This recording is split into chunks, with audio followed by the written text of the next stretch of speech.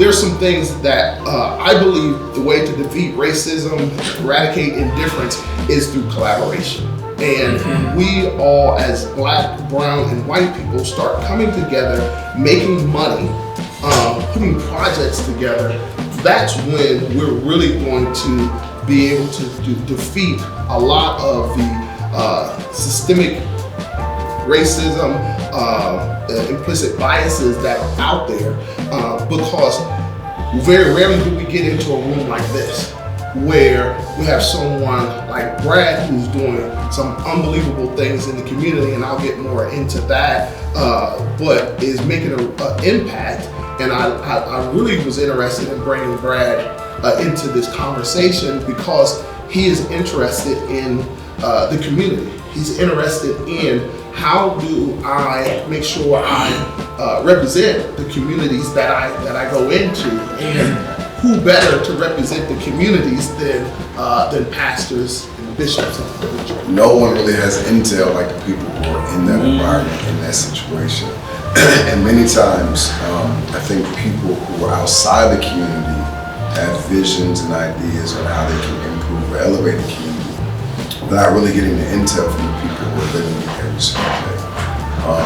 Bishop talked about relationships. You know, if the end goal is truly to create elevation without gentrification, and really want to see not just a profit, right? At the end of the day, like when scripture speaks, so money answers everything. So we're not anti-profit, but I think profit is secondary to people. And if this is really a conversation on how we can elevate a community, which is ultimately elevating people, I think tapping into those relationships and tapping into the people who are in that community on a daily basis, who really have good strategies, good plans, they just don't have resources. I'm already here. Come in and help me, but don't fight against me, because I know who's here. Right, yeah, right. You know, I know who's here and I know what they're doing. Yeah. I can tell you anything you want to know. I have cognitive diversity about the place. I can tell you all this stuff. You know what I mean? I can tell you what we're having problems with. I can tell you what we're not having problems with. But that's one of the things that I saw is a lot of times, you know, the white horse come in, hey, we're going to save you. Yeah, but you don't know anything about the. You know, I don't want to be seen by everybody in the community as pushing my way in. Where are the hospitals? Where are the retail? You know, where are the resources? Where are the arts? If I have to drive To get out there. to get there, then that is inequity at its core.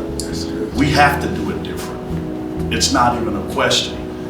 So I can figure this out, and we need you to stay connected so we can figure this out.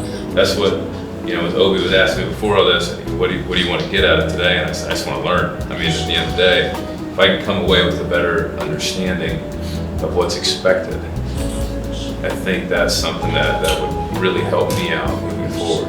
It is such an imperative intersection, because we have a group of individuals who, there's no doubt that there's a group of individuals that don't care. They don't care about the diversity, equity, inclusion. They don't care about us coming together. They don't care anything about it. But I believe that there are more for us than that are against us.